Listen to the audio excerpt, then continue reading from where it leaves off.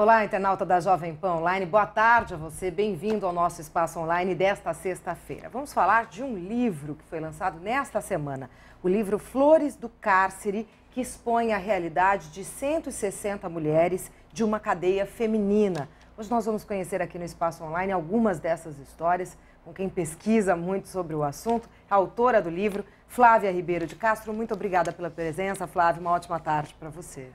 Obrigada, Patrícia, que eu agradeço poder estar aqui nesse programa e poder falar desse assunto com todos os espectadores da Jovem Pan. E a gente quer saber todos os detalhes. Primeiro, me interessa por que é que você resolveu escrever um livro sobre isso. Por que um trabalho como esse? Como é que começou a sua história dentro de uma cadeia feminina, dentro das penitenciárias? Por que você se interessa pelo assunto? O motivo assim, maior que eu resolvi escrever o livro sobre a experiência é porque eu acho que é importante a gente conversar sobre esse assunto. É um assunto que ainda é um tabu, ainda existe muito preconceito e quando a gente quer resolver alguma coisa, a primeira coisa é destruir esses preconceitos, esses tabus, para a gente poder olhar de frente para o problema e tratar e ver quais são as soluções possíveis. Então, eu diria que esse é o motivo principal que eu resolvi escrever o livro. Agora, por que eu fui parar na cadeia feminina? Aí é uma longa trajetória, que começou, até eu conto no livro, começou aos 13 anos, quando eu fiz o meu primeiro trabalho voluntário, participando da campanha da soja, e me vesti de palhaça e fui convencer as crianças a experimentar as comidas feitas de soja. E outro dia, até conversando com uma pessoa que trabalhava na minha casa, me lembrei que foi ainda antes disso que eu comecei. Porque quando eu me alfabetizei, aos 7 anos de idade, eu cheguei em casa, a primeira coisa que eu fiz foi ensinar essa pessoa que trabalhava na casa da minha mãe a ler e a escrever. Então, existe aí já uma paixão, que acho que a gente nasce com ela, e eu sempre tive uma paixão tanto pela educação, quanto por ajudar as pessoas excluídas. E essa paixão, com toda a minha história de vida, ela foi sendo construída. A minha mãe trabalhava na Cruzada Pro Infância, que é uma entidade que trabalha com crianças há muitos anos, uma das entidades mais antigas do Brasil, que inclusive instituiu o Dia da Criança no Brasil. Eu participei de várias ações lá dentro junto com ela. Depois de um tempo eu fui diretora de um abrigo no Butantã, que cuidava de crianças, era um abrigo diferente, especial, uma proposta da Prefeitura de São Paulo de você tentar colocar um ambiente familiar dentro do abrigo. Então eram só 20 crianças de 0 a 18 anos, um pouco na linha que está se fazendo agora na Fundação Casa, que está reduzindo, né, o número de pessoas para você ter um ambiente mais gostoso, onde você possa ter o contato do ser humano, conhecer melhor as pessoas.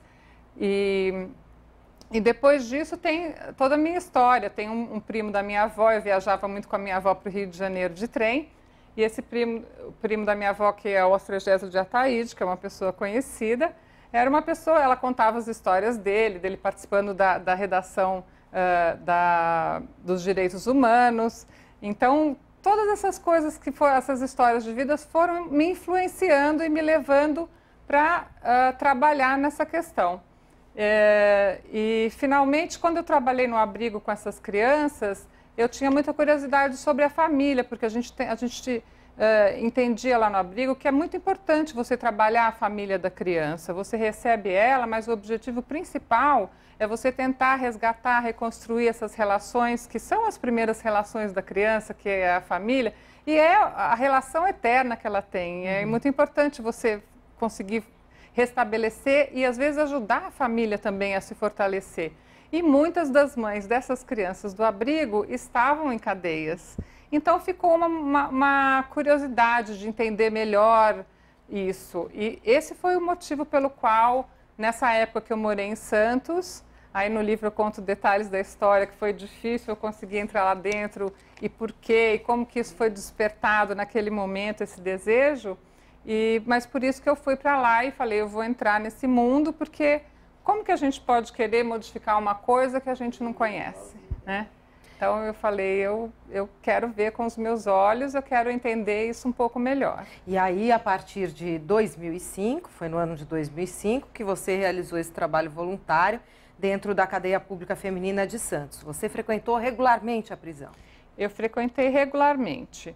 Eu frequentava no início 2 vezes por semana, depois, no meio do projeto, passou a 1 vez por semana. E como sem é que foi faltar nenhum dia, que isso era uma coisa muito importante, porque eu acredito muito nessa coisa da ação. Então, assim, o que a gente faz ensina mais do que o que a gente fala. É verdade, isso o comprometimento. O comprometimento. Então, frequentei sem faltar nenhum dia. Como é que foi, de cara, o primeiro impacto, tanto para você quanto para elas que estavam presas e recebendo você? Como é que foi isso? O primeiro impacto, para mim, foi um dos momentos difíceis, porque por mais que você saiba, por mais que você leia a respeito, na hora que você entra em contato com um ambiente tão hostil, tão precário, onde acaba existindo, você sentindo a falta de respeito que existe dentro daquele ambiente, é uma coisa muito difícil de você vivenciar. Eu acho que essa foi a minha maior dificuldade. Com relação a elas, inclusive muita gente me pergunta assim, se por eu ser uma pessoa muito diferente do público que normalmente se encontra dentro da cadeia, se tinha muita resistência, se houve muita resistência com relação a isso. Eu acho assim, tem as dificuldades de quando você vai viver uma coisa que é muito diferente de você, que você tem que conhecer, que você às vezes erra, porque é uma cultura um pouco diferente, você pode ser mal interpretada, e isso causou, até no livro conto algumas passagens de tensão por conta dessa diferença, mas ao mesmo tempo eu acho que isso foi uma coisa que enriqueceu o meu trabalho.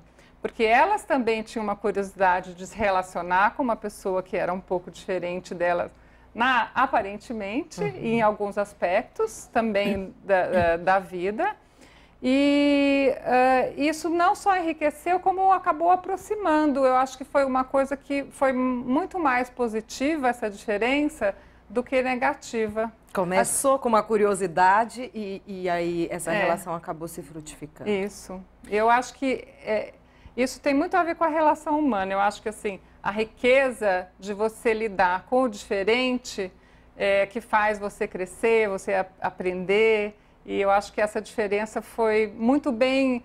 Nós duas, tanto elas quanto eu, soubemos usar essa diferença para amadurecer. Então, assim, eu falo que eu aprendi muito mais do que eu ensinei lá dentro. Eu entrei querendo ajudá-las, querendo melhorar a convivência dentro da cadeia. E hoje eu acho que eu aprendi muito mais do que eu ensinei. Olha, como você disse, é um ambiente hostil, um ambiente onde falta muito respeito. A gente não tem um sistema ideal aí penitenciário, infelizmente. Mas nós fomos às ruas, inclusive, para saber o que a população pensa sobre esse assunto. Como seria uma cadeia, uma penitenciária ideal para as mulheres, especificamente? Eu gostaria que você acompanhasse as respostas. Tá ótimo. Acho que do jeito que está, tá bom. E se a mulher está lá na cadeia é porque ela procurou, né? E aí não seria melhor, não. Eu acho que não seria bom. Não, tinha que ter um cuidado especial para quando elas saíssem de lá, saírem, né, pensando em outra forma, uma vida diferente, até porque tem mulheres que ganham neném e assim que termina de amamentar já sai. Eu acho isso dolorido, né? Dói muito, assim. Pelo menos essas pessoas tinham que cumprir a pena, mas com bebês pequenos dentro da mesma cela, acho um cúmulo. Não porque elas são criminosas que elas têm que pagar, assim, a cruel, né, ferro e fogo. Mas, assim, um cuidado mais especial por ser mulher, assim, sei lá. Porque autoestima também, às vezes, uma mulher, se ela sair com todos os dentes ou com um corte bonito de cabelo... Eu já fui voluntária, já fui na cadeia cortar cabelo, quando eu fazia curso de cabeleireiro. E é um incentivo.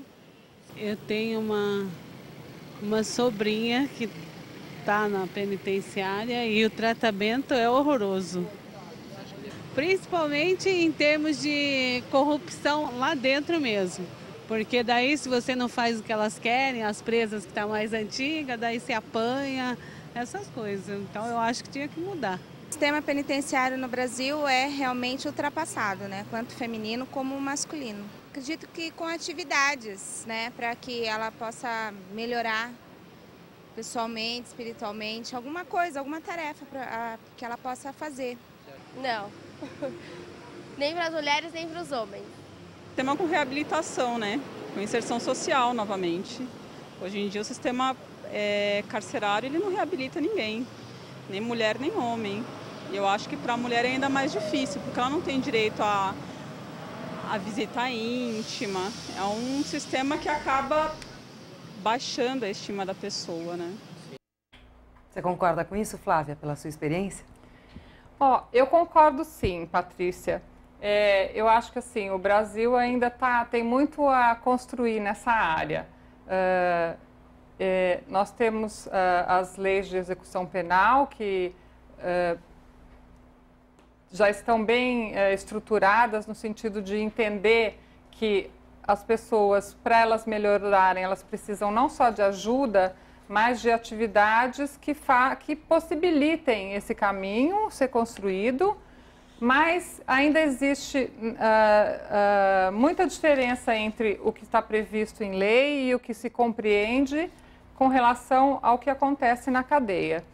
Se você pensar que essas pessoas, de alguma forma, elas tiveram alguma dificuldade para conviver na sociedade, e aí elas entram dentro da cadeia e ficam reclusas durante um tempo, se elas não tiverem atividades que possibilitem elas melhorarem, tanto em termos de conhecimento, de crescimento como pessoa, de construção de valores e de formação, de uma formação melhor para enfrentar esse mundo lá de fora, elas vão sair piores do que entraram.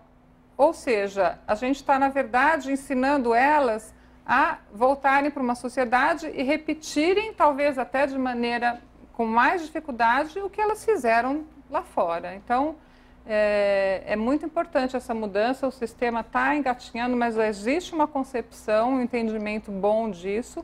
Agora a gente precisa pôr em prática. Se a gente fizer uma comparação, como aconteceu com o Estatuto da Criança e do Adolescente, que nesse ano está atingindo a sua maioridade, faz 21 anos, né, que ele foi colocado, foi finalizado. Então, os processos demoram mesmo. Então, também, para a gente atingir essa maioridade da lei de execução penal, também vai demorar. E é um processo de transformação, de crescimento, e eu acho que a gente falar sobre isso, a gente poder estar, eu poder estar escrevendo, poder estar aqui no seu programa, a gente estar discutindo esse assunto, é um passo muito importante para essa melhora. Hoje aqui no Espaço Online nós estamos conversando com a Flávia Ribeiro de Castro, ela que acaba de lançar o livro Flores do Cárcere. Daqui a pouquinho tem mais para você. Até já. Jovem Pan Online, rádio, com imagem, online.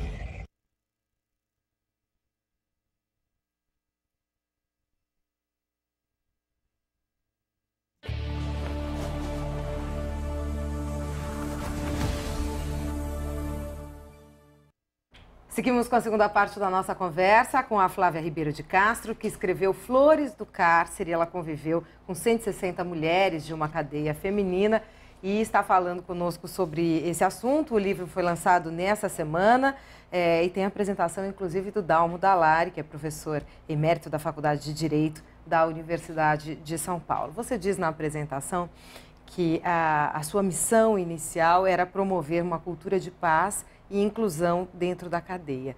O que você propôs em termos de atividade para que você conseguisse atingir o seu objetivo, se é que ele foi alcançado? Eu acho que o meu objetivo foi mais do que alcançado. Eu me surpreendi com o resultado e esse resultado vem exatamente dessa força da inclusão.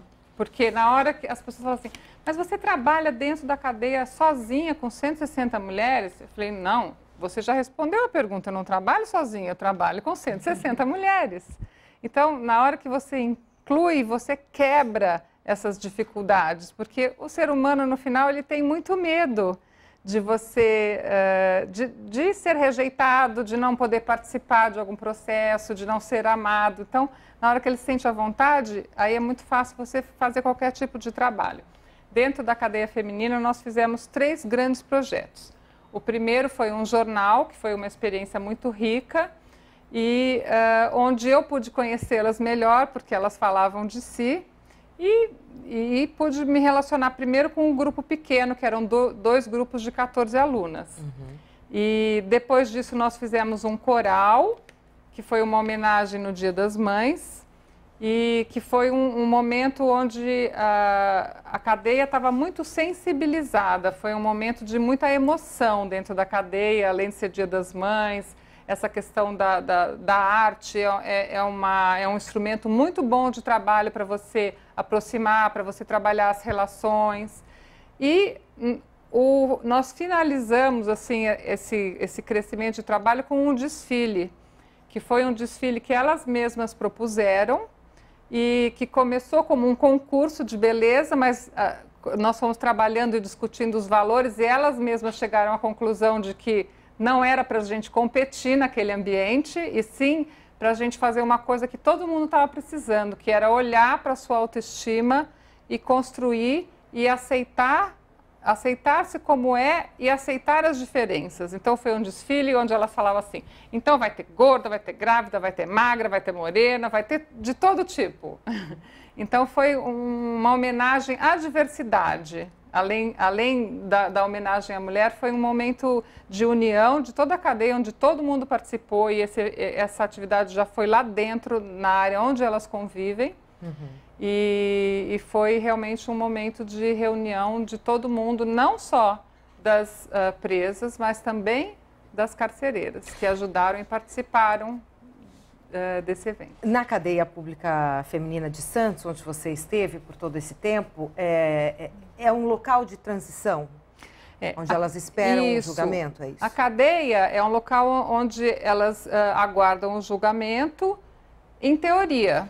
O que acontece no Brasil e em São Paulo também é que existem pouquíssimos presídios femininos. Então, mesmo depois de condenadas, as mulheres continuam cumprindo a pena dentro da cadeia. Então, você tem num ambiente onde não tem espaço, onde não tem atividades, não tem educação, porque teoricamente é um ambiente de transição, você tem pessoas cumprindo penas de 6, 8, 10, 12 anos e convivendo com pessoas e meninas cada vez mais jovens, que na nossa cadeia chegava a quase 70% o número de meninas até 36 anos. E essas meninas jovens convivendo com pessoas que às vezes estão no crime há muito tempo. Então, às vezes elas falavam assim para mim, isso aqui é uma escola do crime, não é uma escola para a gente sair do crime. E essas pessoas às vezes não eram nem condenadas, elas ficavam lá às vezes durante 1 ano, 2, esperando os processos que são muito lentos, convivendo com um mundo que às vezes ela nem conhecia tão bem. E às vezes, para sobreviver dentro desse mundo, ela se fazia uma pessoa mais maldosa e mais violenta, como uma proteção, porque ela não sabia exatamente quem estava do lado dela. Com quem ela estava lidando. Com quem ela estava lidando. Bom, nós temos perguntas também dos nossos internautas para você. Vamos acompanhar. Tá bom. Que tipo de crime se destaca entre as mulheres? Os crimes entre as mulheres são muito parecidos. É lógico que nós temos toda a variedade de crimes, mas os crimes hediondos e violentos são muito poucos. A maior parte deles está relacionada ao tráfico de drogas e relacionada à figura masculina, principalmente o companheiro. Então, normalmente elas estão agindo a pedido de um namorado, de um ex-namorado. Eu conheci histórias de pessoas que agiram a pedido de um amigo do ex-namorado que tinha falecido e um amigo que ela mal conhecia. Ou às vezes a pedido de padrasto ou de alguma outra figura masculina que está envolvida no crime e elas acabam tendo uma participação indireta.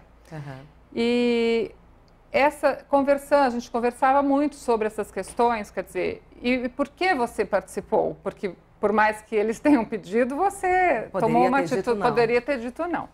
Então, essa dificuldade de dizer não está muito relacionada com uma questão da autoestima da mulher dentro de uma cultura que ainda apesar também da gente já ter vários marcos de participação e de valorização da mulher, a mulher ainda carrega um pouco essa questão da baixa autoestima. E ela quer agradar o seu parceiro, então ela tem uma tendência muito grande a dizer sim, a falar assim, eu vou fazer o que você pediu, eu não quero desagradar, eu não quero parecer uma pessoa maldosa que está sendo egoísta. E muitas vezes elas não sabiam nem exatamente o que elas estavam fazendo. Você imagina que às vezes uma menina de 18 anos não tem tanta noção assim do que é a droga, de que mal aquela droga faz, principalmente elas vindo de famílias que têm uma educação ainda muito precária, que a gente conhece a educação do nosso país, que também está engatinhando junto com o sistema penitenciário. É verdade. Nós estamos falando hoje do livro Flores do Cárcere, da Flávia Ribeiro de Castro, que você vê aí a capa na tela do seu computador.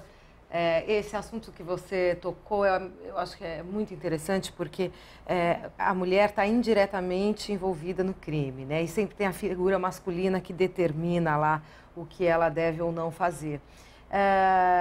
Durante esse período que ela está presa, ou já cumprindo pena, ou esperando o julgamento, existe a participação deste homem ou da família dela lá nesse processo? Ou seja, ela recebe visitas, com que frequência? Como é que funciona essa questão, Flávia? Muitas recebem visitas, mas visita de parceiro, isso é muito raro. Acho que de 15% a 20% no máximo das mulheres recebem visita dos parceiros. Enquanto que na cadeia e nos presídios masculinos, a porcentagem é completamente diferente. Chega, acho que, se eu não me engano, a 65% das mulheres visitam seus parceiros. Como é que elas lidam com isso, sendo que foram parar no crime, muitas vezes por causa do homem, do parceiro? Isso vem agravar ainda mais a questão da autoestima delas. Por isso que é muito importante que esse trabalho, além de ser um trabalho de educação, seja um trabalho que é feito com muito afeto e valorização dessa pessoa que está lá. Porque ela entra massacrada e às vezes ela se vê enganada pelo parceiro, muitas vezes ela faz o favor e se vê enganada, e depois ela ainda se vê abandonada por esse parceiro. Então, é uma série de atitudes que vai massacrando essa autoestima e chega num ambiente hostil, onde elas não têm uma alimentação precária, um ambiente, lá no caso, na cadeia onde eu fiz esse trabalho voluntário, numa cela onde poderiam dormir 6 pessoas, chegava a ter 20. Então, assim, com um banheiro aberto, sem a menor privacidade, então fica bastante difícil. Muito comprometida, né? Toda a parte psicológica, isso, emocional dessa mulher, sem dúvida nenhuma. Daqui a pouco nós vamos continuar falando sobre esse assunto. Tem mais participações aí de internautas da Jovem Pan Online. A gente recebe hoje aqui a Flávia Ribeiro de Castro. Continue conosco. Jovem Pan Online, Pan Rádio, com imagem. Online.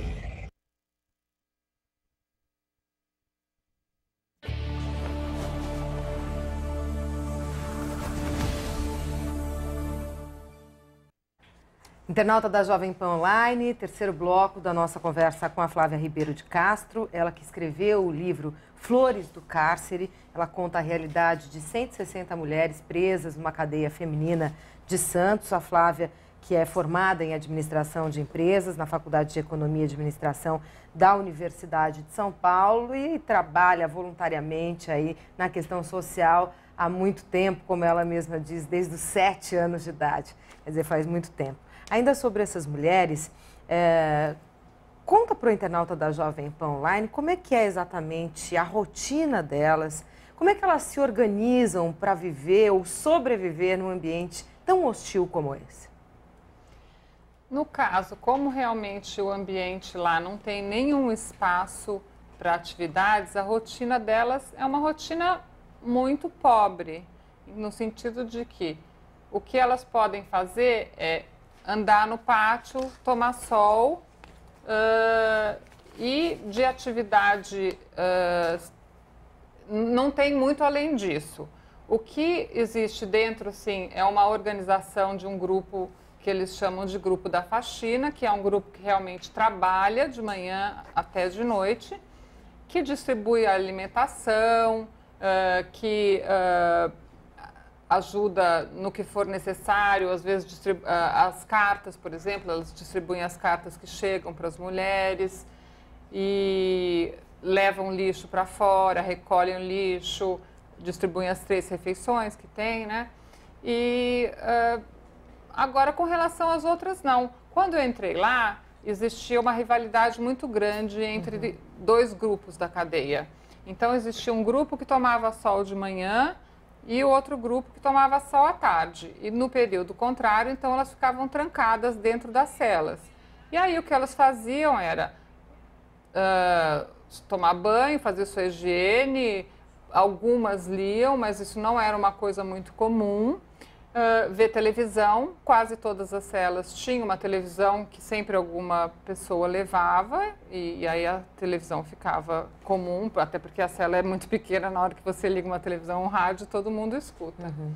E fora isso, não existia muita atividade, existia a pastoral carcerária, que ia semanalmente, elas faziam uma reza e eventualmente, porque como também a rotatividade da cadeia é grande, eventualmente entrava alguém que tinha alguma religião, que participava, ou fosse evangélica ou budista, e essa pessoa às vezes tinha uma voz assim de comando e acabava reunindo em alguns momentos as pessoas para desenvolver, conversar um pouco sobre valores, rezar e conseguir se apoiar, né? Porque a religião, todas as formas de religião, na verdade, a espiritualidade em si, num ambiente onde você não tem praticamente nada, é um instrumento muito importante para a mulher conseguir tirar forças e enfrentar esse momento difícil de crescimento. Agora, né? Flávia, ela tem que... como é que elas lidam, de forma geral, com a questão dos filhos, né? Porque, claro, crime é crime, e independente se um homem cometeu, uma mulher cometeu. Agora, a questão de filho, a gente sabe que existe um valor para o pai e um valor para a mãe. A maternidade e a ruptura dessa maternidade, a partir do momento que você está presa, deve ser muito chocante, especialmente para a mulher. É muito chocante, é o assunto que elas... Toda vez que você pergunta para alguém, o que ela mais se arrependeu é de ter perdido essa relação com o filho. Então, isso é uma ferida que fica para sempre na vida da mulher, essa distância que ela constrói, mesmo que seja durante um período curto. E eu acho que isso é um dos aspectos mais tristes da mulher na cadeia, porque existem pesquisas que mostram que entre 70% e 80% das crianças residem com as mães. E na hora que você coloca uma mulher na cadeia, e essa população que está no presídio na cadeia tem de 2 a 4 filhos normalmente, então você coloca uma mulher na cadeia, você abandona de 2 a 4 crianças no mundo.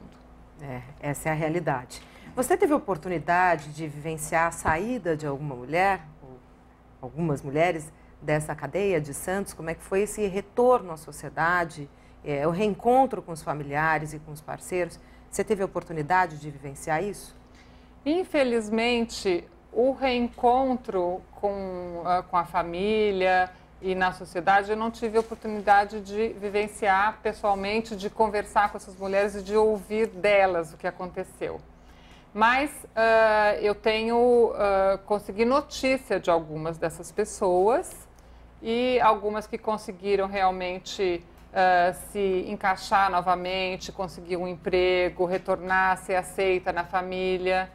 E isso é uma coisa que esse trabalho conseguiu lá dentro. E uma das coisas que me trouxe maior satisfação era eu ouvir elas falando assim: depois do jornal que nós fizemos na cadeia, a minha família passou a me visitar, porque eles souberam disso e eles ficaram muito orgulhosos. Tanto com o jornal, quanto com o desfile que foi para a televisão e para a mídia impressa, Então, isso foi uma coisa muito forte que aproximou a família. Então, tudo que a gente faz no sentido de aproximar a família aumenta a possibilidade dessa pessoa se restabelecer no mundo de fora. Agora, tem outras que eu também tenho notícia que tiveram resistência, que retornaram à cadeia. A saída delas é muito difícil, porque você imagina você sair de lá com as suas redes familiares, sociais, de amigos cortadas, sem emprego, sem renda e normalmente com uma educação que já era falha e que ficou parada no tempo. Quem está no mercado de trabalho, se fica 1 ano e meio parado sem trabalhar, quando volta já tem uma dificuldade.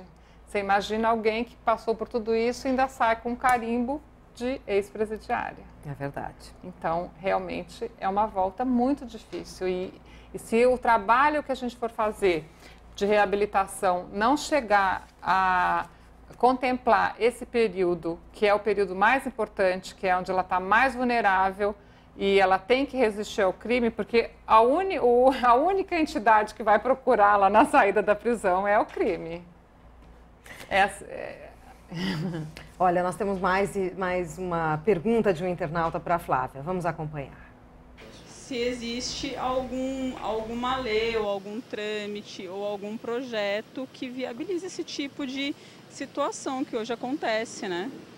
Se hoje em dia existe alguma lei prevendo que isso seja melhorado, que insira novamente uma mulher que tenha cometido algum delito, alguma coisa desse tipo, a ser inserida novamente na sociedade.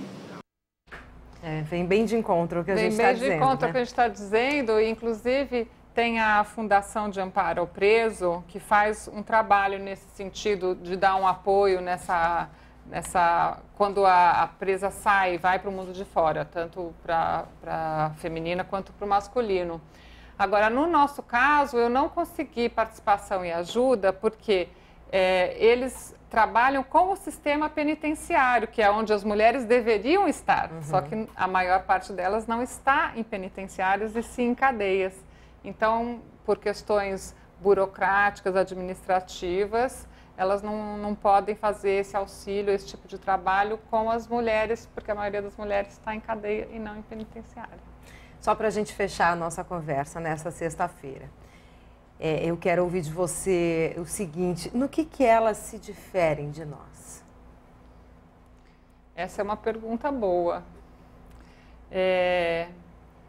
A gente tem aquela impressão, né? Acho que o ser humano tem essa vontade de separar o bem do mal, o bonito do feio. E um grande aprendizado meu é que o bonito e o feio está em todo mundo e isso existe em todas as mulheres, tanto em nós quanto nelas. Eu acho que a grande diferença é essas pessoas que estão lá. Elas moram muitas vezes em ambientes que estão rodeados pelo crime. Elas têm, às vezes, famílias com muita dificuldade, que não têm trabalho, não têm dinheiro, famílias que a figura masculina é muito ausente. Então, a relação familiar é um pouco mais conturbada, se é que a gente pode dizer isso, porque toda relação familiar tem as suas dificuldades. Mas acho que, acima de tudo, falta para elas não tiveram muita chance de uma educação. Tanto, às vezes, no sentido de valores, de ter imagens de valores que elas possam se apoiar, quanto educação formal mesmo, de conhecimento que possibilite essas mulheres irem, sabe, para o mundo, estarem no mundo de uma maneira mais confortável, conseguirem um emprego digno e uma chance de ter um espaço como qualquer outro ser, né? Hoje aqui no Espaço Online nós conversamos com a Flávia Ribeiro de Castro, ela que viveu dentro da cadeia pública feminina de Santos, desenvolveu um bonito trabalho social lá dentro, voluntário, e que resultou neste livro que nós falamos aqui, Flores do Cárcere. Tudo está aqui nessa obra, o livro já está disponível à venda. Muito obrigada pela atenção com a Jovem Pan Online, obrigada pela presença, parabéns pelo seu trabalho, uma boa tarde. Obrigada, Patrícia, eu que agradeço a você e aos ouvintes da Jovem Pan essa oportunidade. Você obrigada pelo carinho, pela audiência mais uma vez. Continue conosco aqui na Jovem Pan Online. Jovem Pan Online. Com imagem. Online.